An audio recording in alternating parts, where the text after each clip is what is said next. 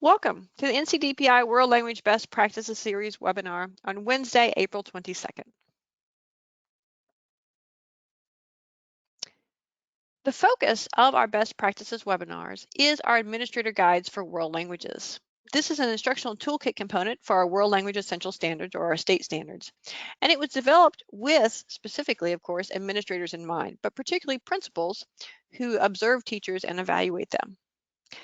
Our Administrator Guides are a help to our administrators to look at our overall standards and how they're organized, think about the benefit and impact of our programs, and then think more deeply about how they could give feedback to world language teachers that could impact their practices. So we're going to take a look today at the Classical Languages Administrator Guide. The other administrator guides have been covered in previous webinars, and you're welcome to look at our World Language Webinar Series page to find that information and the recordings of those broadcasts. So today's agenda is our welcome, and that focus, as I said, on our Administrator Guide for Classical Language Programs. We'll be emphasizing several parts of the Administrator Guide, and these components are based on some feedback we got during the first Best Practices webinar that we held in October of 2019.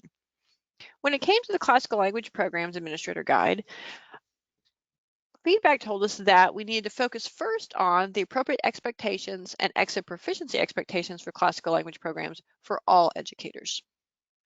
Then, input said that principals especially needed to look at the In the Classical Language Classroom section and the testing results sections of the Administrator Guide. And finally, everyone believed that school counselors needed to look closely at the description about classical language programs in the Administrator Guide. So that's how we'll be emphasizing them today, and that's the order we'll be going in. After we do that, we're going to look at some tools for creating a PD or professional development activity with a classroom video to use with the Administrator Guide feedback tool, which is aligned to our North Carolina Educator Evaluation System or NCEES standards that all teachers are evaluated on. And finally, we'll finish with some reminders and resources for all world language teachers and programs. Just so you know, I am your presenter today. My name is Anne-Marie Gunter. I'm the World Languages Consultant at the North Carolina Department of Public Instruction.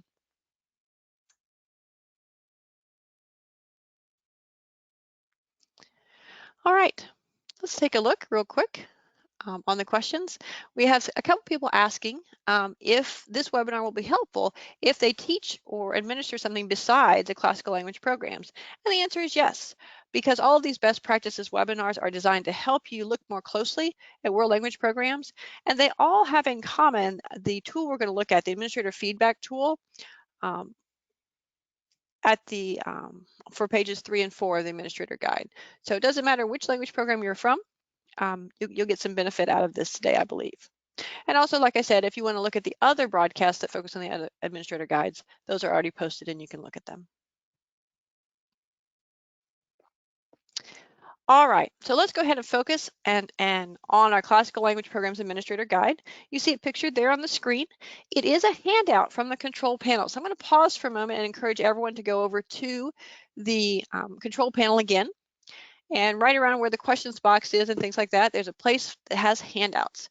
If you click in there, you will be able to download a PDF version of the Administrator Guide. These are also posted, of course, on the World Languages Google site for everyone to use and have been distributed in other ways as well.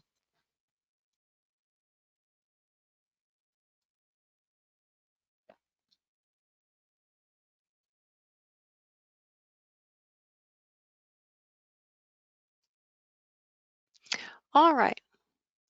If you are able to locate our handout and start downloading that, go ahead and raise your hand so I can see that.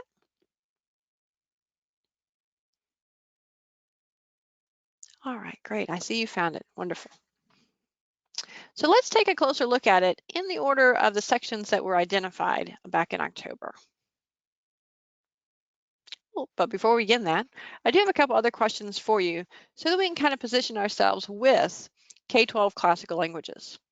So the first question I have for you is kind of related to what someone was asking before. What is your current role with K-12 classical language programs? Are you a classical language teacher? Maybe you teach Latin or ancient Greek. Are you a school counselor? Are you a principal or a teacher supervisor? Are you a curriculum coordinator or coach for a district or school? And that could be a department head as well. Or are you a different kind of stakeholder in education or with K-12 classical language programs? So maybe a colleague to someone like that, maybe you're in higher education, maybe you're a parent, a board member, could be all kinds of things. I'll go ahead and run that question and you can tell us what your current role is with K-12 classical language programs.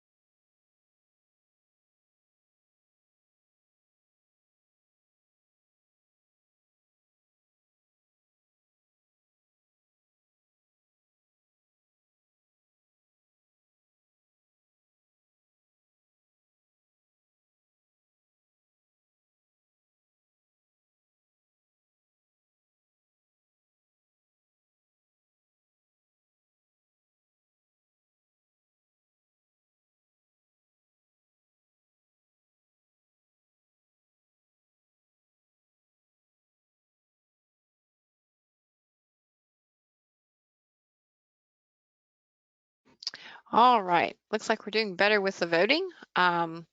Almost all of you have voted. Let's go ahead and take 10 more seconds to finish that up.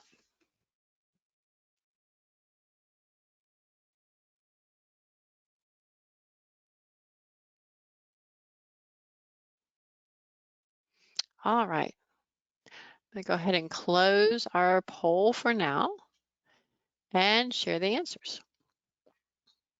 All right, well over half you, 71% said you are a teacher with a K-12 classical language programs.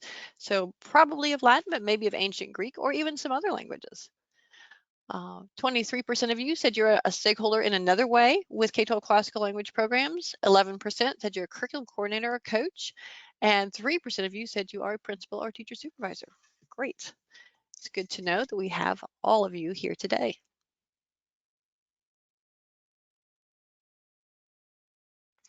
All right, one more question before we get going. Which classical language programs are you currently involved with where this information could be used? So for example, are you involved with a K-5 or a 6-8 or middle school exploratory language course? Maybe it's one where students just get to learn a little bit of the language once a week, or maybe it's part of a rotation, particularly at the middle school where they call it a wheel, so that students experience this Latin or maybe even other languages. Are you involved with the K-5 FLES program? A FLES program is foreign language in the elementary school, and it would be one that meets 90 minutes or more per week. Are you involved with grade 6-8 beginning or continuing Latin courses? Are you working with high school credit courses, Latin 1 through 6? Or is there some other kind of classical language program you're involved with? So maybe ancient Greek, AP or IB Latin, some of those kinds of things. Let's go ahead and run that question and see which ones you're involved with.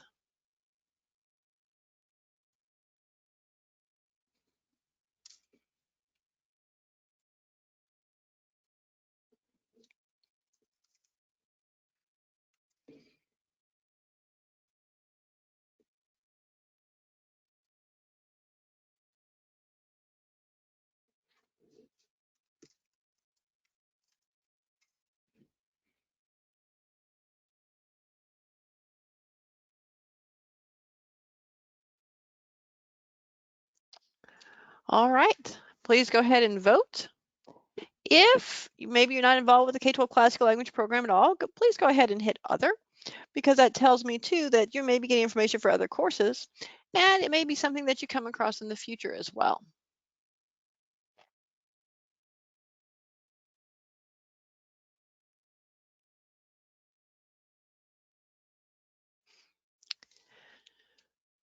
All right, let's go ahead and close the poll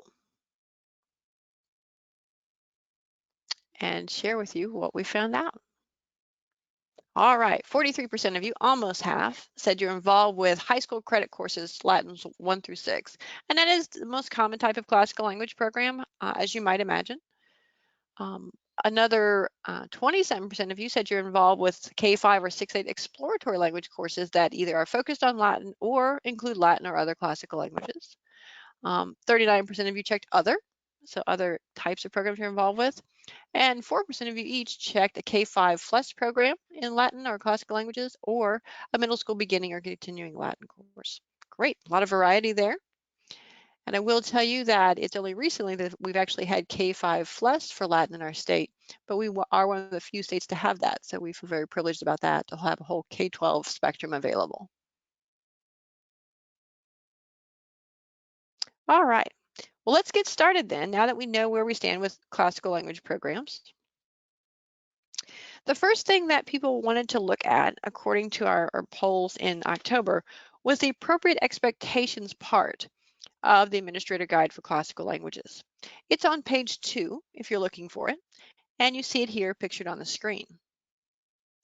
There's some things I want to emphasize here that are always important for administrators or others to know about classical language programs. Appropriate expectations focuses on what students should know and be able to do with language.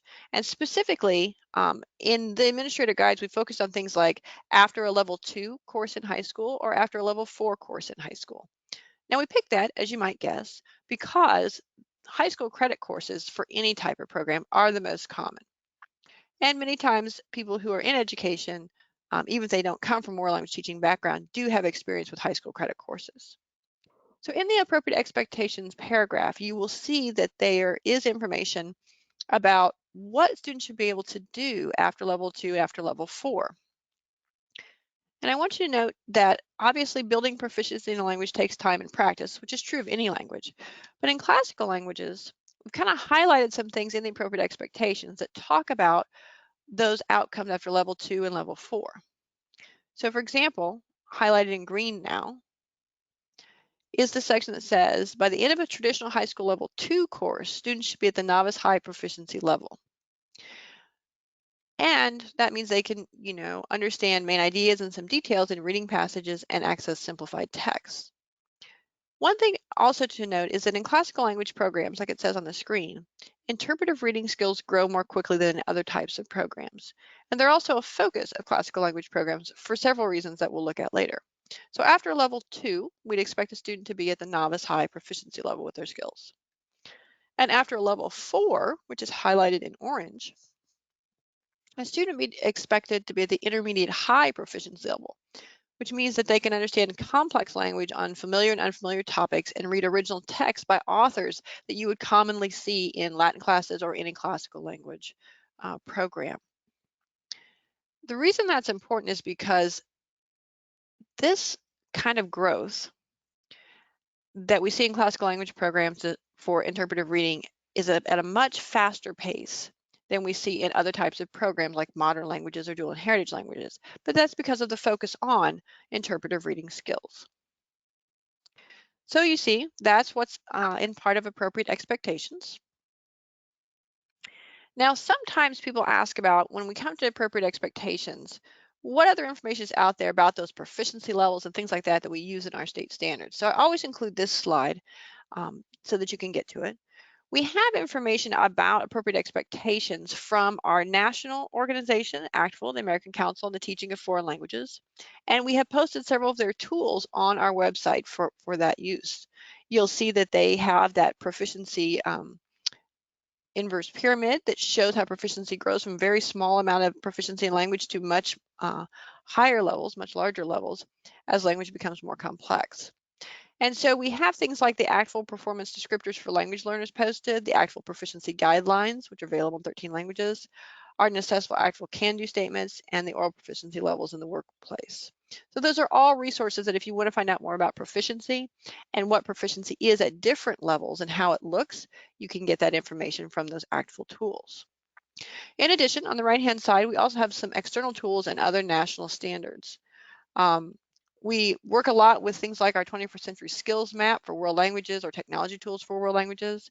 We have, of course, our national standards, the actual World Readiness Standards for learning languages posted. And then we also have our standards for classical language learning and standards for learning American Sign Language.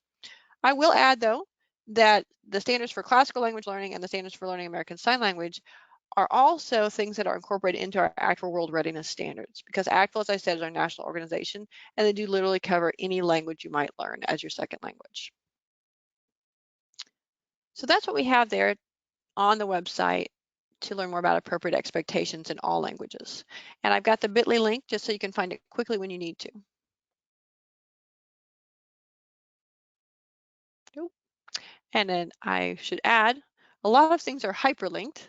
And so if I click on the screen or on the slide, I sometimes hit one of the hyperlinks that takes us out to the website. But we can come back to that later. All right.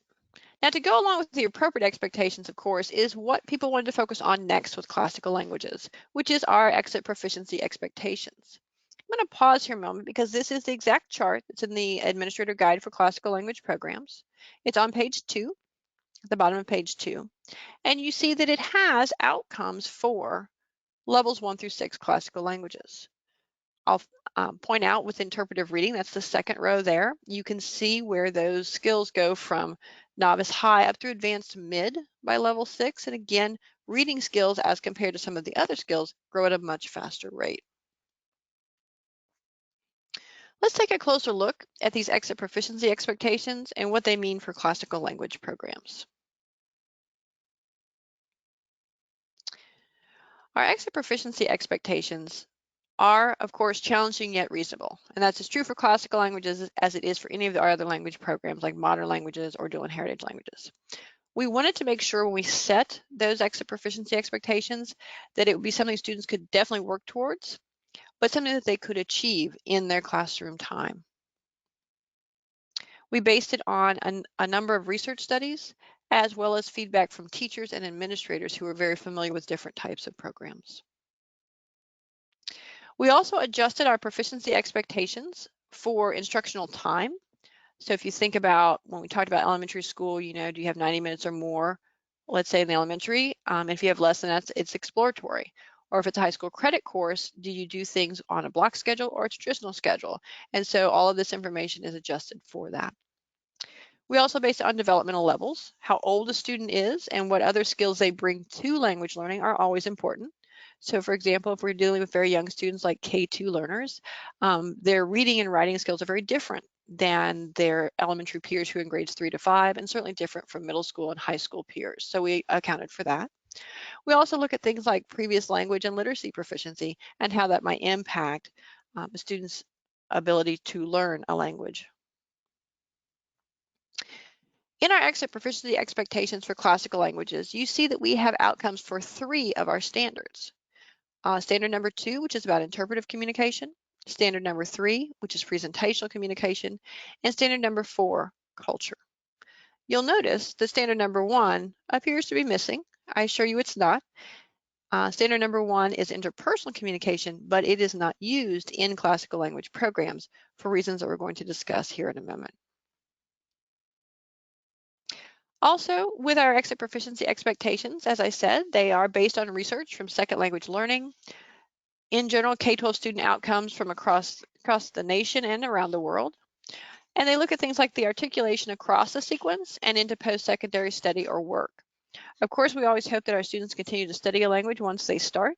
And so wherever they start in their academic career, whether it's in elementary or middle school or high school, we want to give them the opportunity to continue to learn that language and build their proficiency across that sequence.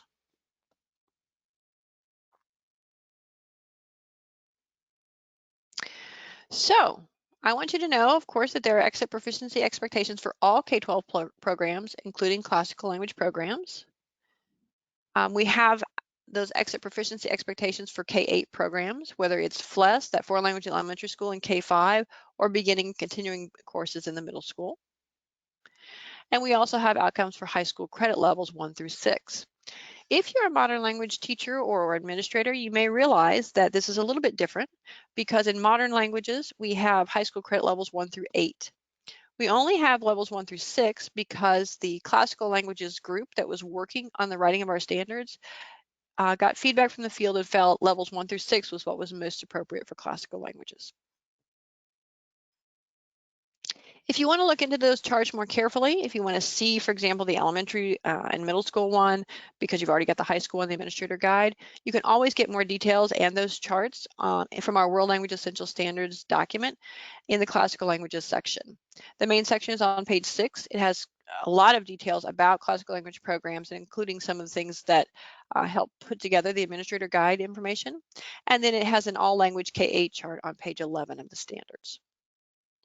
And you can always find that on our World Languages Google site by going to bit.ly/NCDPIWL and going to the Standards tab. That's where all of our materials are located with our standards. All right, so let's move on from our exit proficiency expectations to another section on page 2 of the Administrator Guide, and that's called In the Classical Language Classroom. As you might imagine, in every administrator guide, we have a section like this so that people get an idea of what they should see and hear and be watching when they walk into a classroom, for example, to observe a teacher or to see what's happening in language learning in general. So in the classical language classroom focuses very specifically on Latin and ancient Greek and other classical languages. The first paragraph looks very carefully at how our North Carolina World Language Essential Standards, our state standards, are in action. And it talks about planning with the clarifying objectives in the standards for the different proficiency levels and different skill areas and those proficiency outcomes. It also talks about performance, showing the acquisition of functional and language skills. And again, in classical languages, that's a real heavy focus on reading skills. And it talks about assessment being done formatively and summatively. Formatively to inform instruction and help students see their growth in the language, and summatively to do things like end a unit or get a grade and make sure we can move along with evaluating where we're at and what we've learned. Another section in the classical language classroom component is this focus on how the language is used. So you may know that in dual and heritage and modern language programs, teachers and students use the target language 90% of the time. And that's a standard that we look at very carefully and think about how we can make sure we're meeting that and even exceeding that. But classical language programs are different. They use more English, and that's one of the things it says here in the Administrator Guide. They also focus on literature quite a bit. And you can imagine some of the authors that we looked at before, like Ovid or Caesar. They really look at that literature. And then classical language programs impact learning in other disciplines, and that's an important component of classical languages that, again, classical language teachers who are working on the standards wanted to emphasize. So learning Latin or learning ancient Greek can really impact your learning when you go to learn other languages, for example, because, as you know, some languages actually use Latin as their base. Many Romance languages are like that, so French and Spanish and Italian are all like that. And learning Latin can also help you with things like law or medicine. And so sometimes students are interested in learning Latin because they want to become lawyers or doctors or be in the health sciences fields. So that can be important reasons and things to know for classical language programs that make them a little bit different. Finally, the last part here, the classical language classroom, looks at activities and assessments, including the 2 modes of communication and culture in our state standards. So we talked before about how interpersonal communication is not used in classical language programs.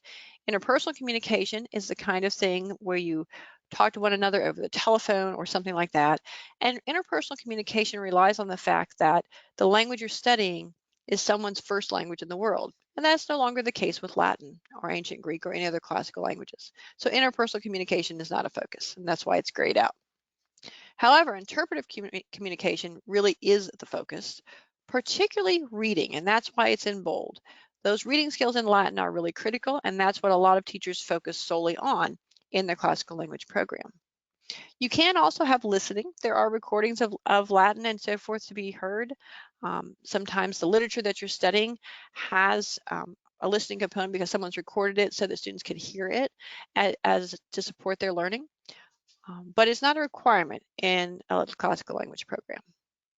Likewise, presentational communication, specifically formal speaking, where you would rehearse something and then present it, or writing in the language are possible certainly and used quite a bit in our Latin and ancient Greek classrooms, but it's not necessarily the focus of learning. And so again, if you think about those proficiency outcome expectations, you see that because proficiency doesn't grow as quickly in these other areas as it does in reading. And finally, culture, of course, is always a component of any world language that you're learning. And so there are activities and assessments that should be seen in those modes of communication and culture when you go into a classical language classroom. Another component that we were asked to emphasize about the Administrator Guide for Classical Languages was the testing results. And this is at the bottom of the first page. There's actually something similar in the Administrator Guide for Modern Languages too. But the testing results section just shows the impact of language study for all languages. And these are studies that are done routinely, and some of you may be very familiar with this research. We're quoting here the research that the College Board does about our graduating seniors each year. We know that when you study a language, it correlates to higher achievement test scores on things like the SAT or the ACT, as well as things like end of grade exams or end of course exams. We also know that studying a language leads to greater cognitive development. So if you want someone to be mentally flexible, be creative, be a divergent thinker, use those higher order thinking skills, a good way to develop cognitively is to study another language. And finally, studying a language leads to a broader English vocabulary and an understanding of culture, both the cultures that you're studying as well as your own. And so those are the impacts of language study in general. Also in the testing results section, though, we have on the Administrator Guide for Classical Languages, AP and IB testing details for Latin. And that's specifically here. You can see where it's outlined in that section. And it's just based on some of the information that we get every year when North Carolina students take those exams and we get the details back. That's what's in the testing results section. And finally, the description. And this is kind of an interesting order to go in because this is the first thing. This is at the top of the page on page 1. And this sort of explains what classical language programs are. It's right out of our state standards. And specifically, classical language programs involve the study of languages like Latin and Ancient Greek. They are sometimes called dead languages. You may have heard that. Our Latin teachers and classical language teachers in North Carolina really want to emphasize that they consider them an immortal language, not a dead one. But again, that's because a classical language is no longer any population's first language in the world, even though it was at one time. Also, this description goes on to say that studying a classical language builds skills in reading, writing, reciting, and translating. The reading and writing, I think, is obvious and applies probably to any language you would study, but specifically for classical languages, when we talk about reciting, we're talking about reciting things that you've learned from the literature, or even reciting things like a poem or a passage as a way to use the language and learn it intensively. And there's a good bit of translating that's done in classical language programs, which again is different than you might see in a modern language program or a dual and heritage language program, because translating is usually not a focus at all. But when you're studying works of literature like the authentic works that you would study in classical language program, then translating is a component of it.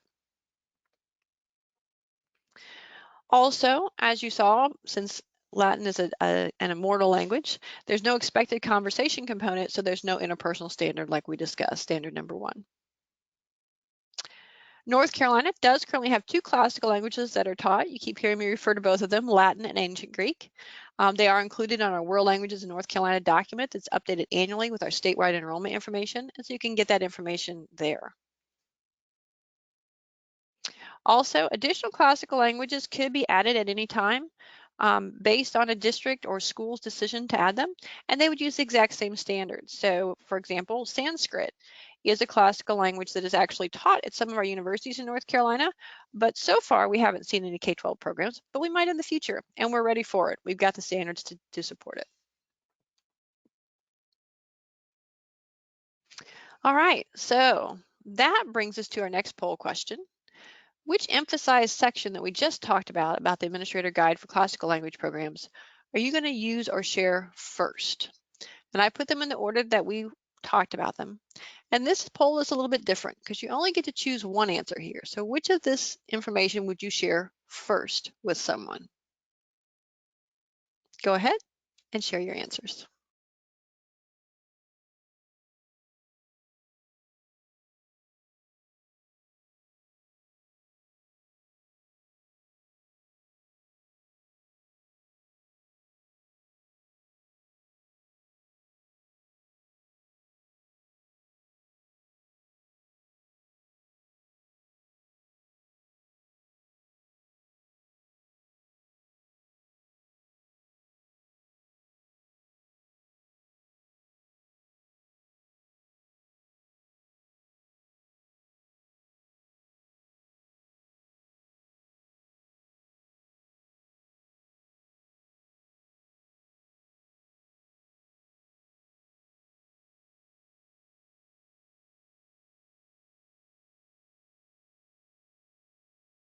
All right, please go ahead and make sure you've entered your answer so that you can be counted as being actively involved. I know it's a lot to think about which of these you would share first with someone or what might be most important.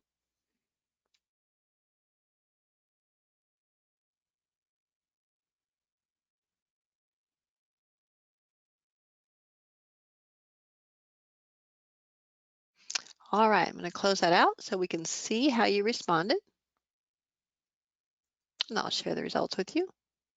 All right, almost half of you, 45%, said you were going to talk about those appropriate expectations. What is it that you should see in a classical language class, and what should be happening there? Another 21% said you want to show the exit proficiency expectations. So what should students know and be able to do by the end of, let's say, level 1 or by the end of level 2? Always a good thing to focus on, particularly when we think about students then continuing on in their study of a language, and in this case, Latin. 16% of you said you're going to share the description, and that might be good too, because sometimes there's some misunderstanding about what classical language programs are or the benefit they can have with students. So that description is always good. 13% of you said you're going to share the in the classical language classroom component, what you should see when you walk in. And 5% of you said you'd share those testing results. It's always good to have data and things like that when people ask questions. Great. Thank you so much for sharing that. I'll hide that and we'll continue on. I am checking, by the way, if there's any questions that come with our poll questions, and it looks like everybody's good. Some people are entering their responses to the poll questions in the questions box. That's fine too. So while we're talking about that questions box, now that you know which one of the sections you would share first, talk about how you would use or share that. Who do you want to hand it to? What do you want to tell them about it? Why did you choose that section that's so important for that particular person? Maybe it's based on their role or something that you think they need to know. And you can answer this one of two ways. You can either type your answer into the questions box, and I want everybody actually to do that. Just type your answer in. And then you can raise your e-hand and I'll unmute you and you can share out with everybody so it can be captured in the recording, what you've put there. Or you can finish your comment in the questions box with a you share, telling me to go ahead and share it. If you just would prefer to do that, or maybe you don't even have a microphone or something today and you can't, but that's okay. So think about how will you use or share that emphasized section that you chose on the last question. What will you do with that? So go ahead and take a moment and type in your answer, and then we can start calling on people or reading aloud.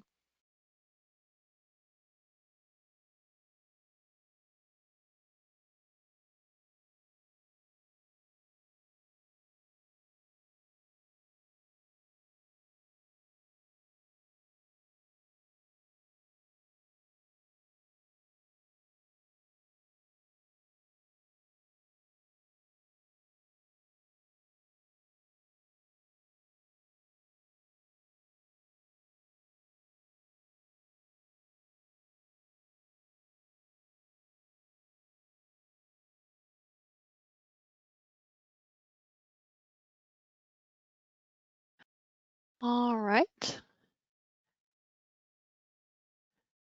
Sarah K., I'm going to go ahead and unmute you so you can share out your response. Please go ahead. Oh, hi. I just think this would be really useful when I'm talking with my principal or assistant principal about observations and what they should be seeing students doing in the classroom. Okay, great. All right. Thank you to everyone who's sharing so freely.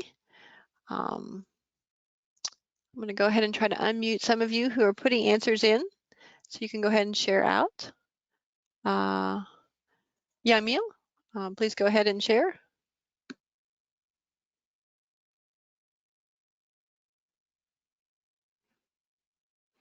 Victoria, you can share if you would like.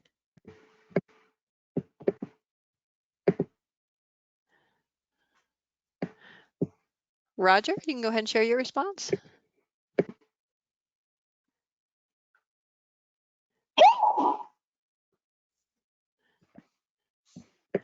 All right.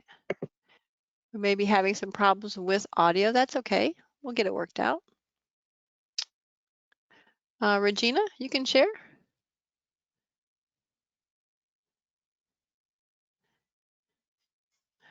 Got several Patricias I'm unmuting. Once I unmute you, by the way, we'll be able to hear you, so you can just talk into your microphone, and then you can mute yourself when you're done. We have a section where we have to post data for all our major benchmark and tests in the classroom. And then we do data analysis on it also. Oh, so would you share the testing results portion of things? Yes. Okay, great. For me, it's just the classroom environment, the expectations for what's going on in the classroom, and then the benefits for the type of activities that the students are doing. So for the administration to know that. Okay. Yeah. I'd like to piggyback on that also. I think our district, we have a walkthrough document where the principal looks at the classroom environment. So I think that will be helpful to show how that aligns. Okay. Yes.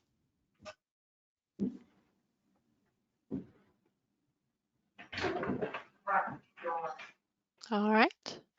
Well, I'm watching our time. I wish we had all the time in the world to discuss, and I'm going to share a few other responses out from what I've seen, but I appreciate seeing everyone's answers, and I will definitely post this with the information for our broadcast today.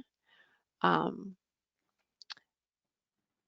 person said that they'd like to take the expectations and use them along with the classroom expectations to kind of create a rough outline of activities to use in the classroom with their students. So when their students are finished with the class, they'll be able to kind of achieve those exit goals and really think about where they're headed. This person also said they thought it would be extremely useful. The administrator guide would be extremely useful for teachers to use in conferences with principals and after observations to explain why we are doing specific activities in our classrooms and how they correspond to things like the standards that are shown in the administrator guide, like for teacher evaluation. And that's always a good thing to do. You know, educating others about what we do as world language teachers is critically important. Yes. Many of our administrators and other stakeholders learn language in a time when we didn't focus on using the language and communicating with the language in whatever way we're supposed to do that. And so they do need to be educated about our approach today and about our current standards, rather than continue thinking about language learning just in the planet, which could have been perhaps some years ago and under a very different type of philosophy or pedagogy, of course. All right. Well, again, thank you so much for sharing. I love all the answers. It looks like you have wonderful ideas of who you want to share this with on the administrator guide and why. And keep thinking about that, because this is a tool that's available. As I said, we've also got administrator guides for other language programs, and you may want to share components of those as well. So let's talk a little bit about some of the other tools we have and why those could be important. One thing we have in every administrator guide is what you see there pictured in the bottom right corner, which is this NCEES standards administrator feedback tool that focuses on our 5 standards of teaching that our principals or others evaluate us on for teacher observation. So I want to talk about creating a professional development or PD activity with a classroom video that you could use with this tool, because one of the things we've gotten in feedback in training with the administrator guides is that sometimes it's helpful to have a principal or other administrator take this feedback tool and watch a classroom video of a world language teacher and sort of practice with it, if you will, so that they know, once they've looked over the administrator guide and are looking at the video, exactly what they're looking for and how they might comment on that, on those 5 standards that people are being evaluated on, and so that it would be most helpful to the teacher. And this helps us as world language teachers because it supports best practices, but also, it helps administrators know what best practices really are in world languages. So this is what the tool looks like, a little bit bigger picture of it, but again, you have the handout and you can see that's pages 3 and 4 of the tool. One of the things at the top is, again, an educational piece where to ask them to kind of use this as a checklist or something that they would use as they were walking through classrooms. So they indicate which language they're looking at. Latin and ancient Greek, of course, get labeled as alphabetic languages because they have an alphabet. But you can see this as sort of educating them about what type of programs they've got. And when we think about creating a PD activity, of course, whether it's for you know, a principal or someone like that, or maybe a kind of a PD modified to do what someone commented on, which was to have that meeting with your principal before or after an evaluation, or it's for a small group like a language department, or maybe it's for a much larger group. We always have to think about our target audience. So who are we wanting to make this activity for? How much time will we have? The amount of time. What method are we going to use? So we're going to be face-to-face, or we're going to be online. Are there going to be opportunities to do a little reading beforehand or as part of that and then come back together and discuss? So a lot of things you could do in a PD activity, just like you could do with any classroom learning activity. And then what prep work and follow-up will there be? When will you ask them to read the first 2 pages of the administrator guide? Do you want to share this in a department or school workshop? Do you want to use it with other language teachers in general? Maybe use it for a whole blended course that you have, or an online course that you share, or walkthroughs, and you might have other ideas. So be thinking about how you could use that for a PD activity you would like to do. Many of you said you were going to take this information back and share it with other teachers, or that you were an administrator who were going to take it back and use it for a local professional development activity. And the other part is choosing a classroom video, because as we know as teachers, it's always good to see something so that you can really think deeply about it and apply your learning. And in this case, of course, you can choose a classroom video that's been locally recorded by yourself as a teacher, maybe by your mentor teacher or a peer teacher. And those recordings are great because everybody knows everybody in there, and you can focus on your actual teaching environment that you have at that moment. But there's also a lot of professional libraries online, not a lot maybe, but a few that also have good classroom videos that are aligned to our standards, because we're aligned to the national standards, and give good examples of best practices in world languages, and sometimes lessons learned about how you could improve practice.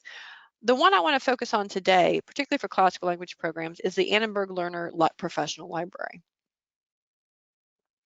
It's free, totally free, at the web address you see there.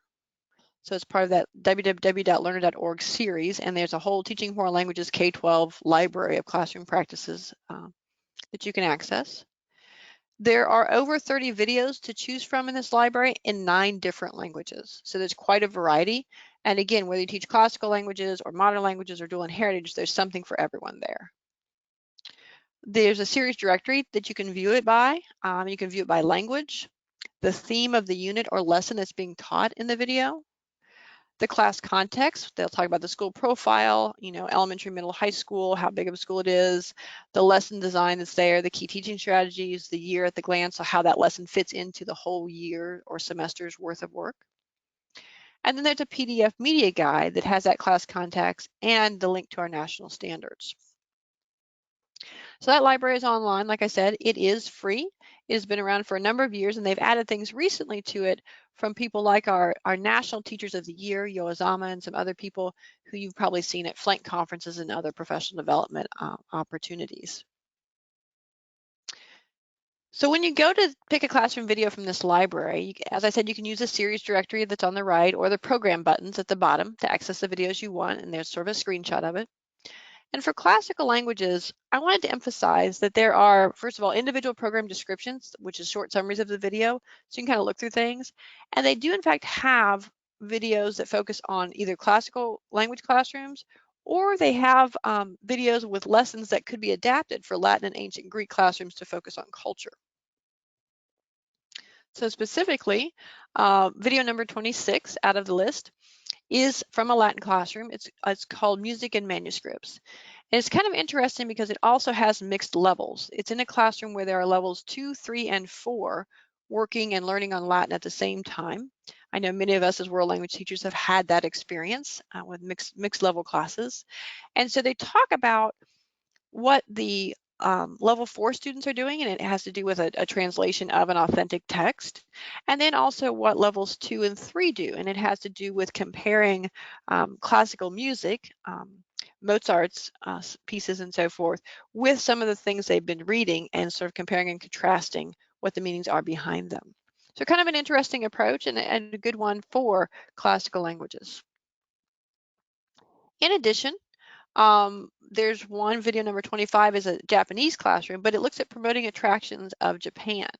And some of our classical language teachers like to take the time to look carefully at things like Rome and different parts of the world where Latin was once the main language, and really think about what's left of those civilizations, the ruins and so forth, the architecture, all of those components, and those oftentimes are tourist attractions. So there's some pieces in that video about promoting attractions of Japan that could be adapted to classical languages. In addition, there's a Spanish video, number 32, that talks about interpreting literature. And that could be helpful because, again, there's a real focus on literature and interpretive reading skills in a Latin or ancient Greek classroom. And finally, video number 35 looks at routes to culture. And so this looks at how culture develops over time and the changes. And again, that's the kind of culture and civilization focus that would be really helpful for standard number 4. So those are just some things to think about when it comes to classical languages and what's available as a classroom video from that professional library that's online. I'm looking at our time. We don't have time to do this second activity. I apologize for that, but it would be good to think about what kind of activity and classroom video would you use in professional development for that NCEES Standards Administrator Feedback Tool and the Administrator Guide. I hope this has given you a chance to really think about how you could use that and educate others, particularly maybe your principal or others who would be in your classroom observing you and giving you feedback. And really think about how could you use this to make sure that they know what they should be looking for to best support you.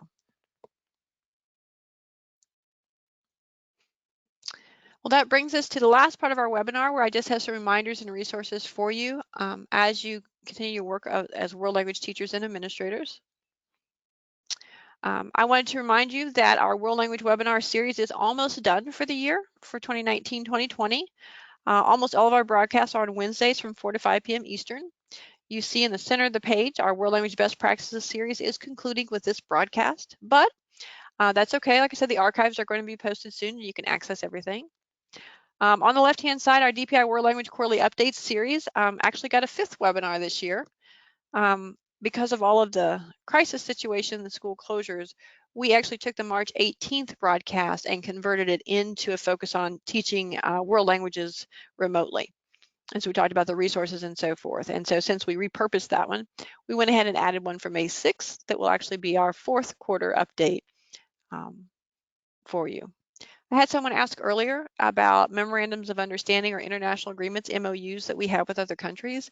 And one of the things that will be featured in the May 6th broadcast is how we're coming with those MOUs. We have an MOU with Spain and one with a province in China, and we're about to get an MOU with France signed. And so we'll have an update during that May 6th broadcast about where we are with that, and also school partnerships for next school year with our international partners. Finally, we've added a couple of webinars this year for Linguafolio.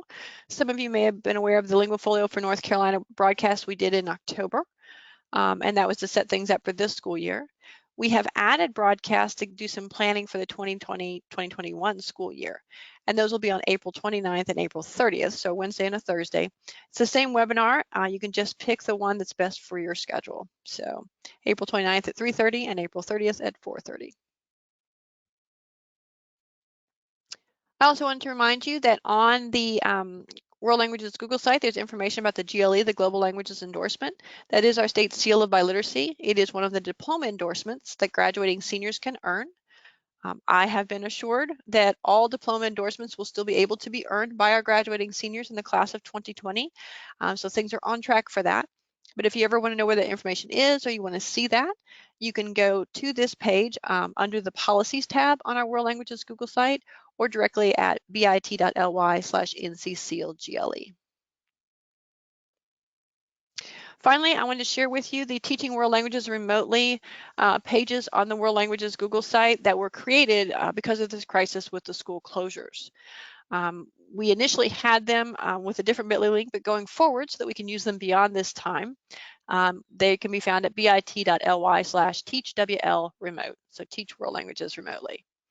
And on that page, there are resources divided into 3 different areas. There's a page just for technology resources for teaching world languages online.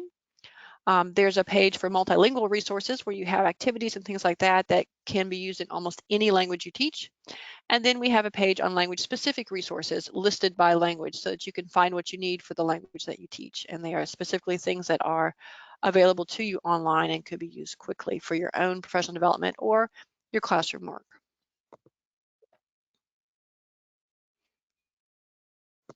Also coming soon on these pages, we've had several world language coordinators across the state who've been sharing ideas about what to do about fourth quarter grading, particularly for secondary world language classes. I'm sure you've heard about the information regarding grading, and I think there'll be more information coming forward soon about how we're going to be grading students in grades 6 through 11 and how that will work. And so a group of world language coordinators has been sharing their ideas for how that will look in each of their districts and schools, because it'll look a little bit differently. We are a local control state, so that may vary a bit, but that will be coming soon to these Teaching World Languages Remotely pages.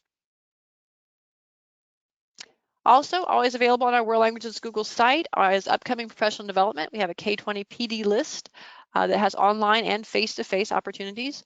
Almost everything is online right now, but there's a lot posted, particularly for the summer right now.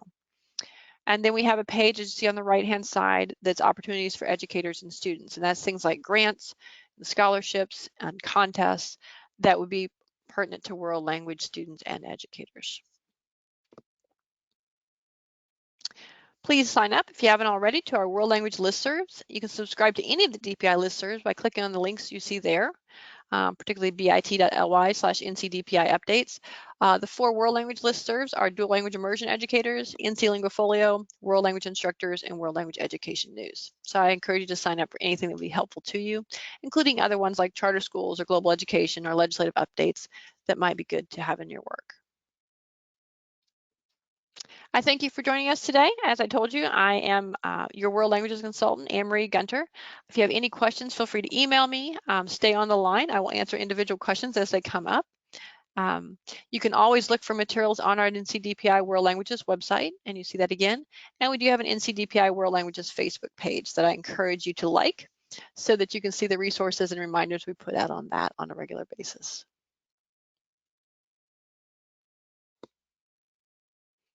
All right. Well, again, I thank you for joining us. I wish you a very good evening, and I encourage you to ask any questions that you need to. I'm going to go ahead and stop our recording.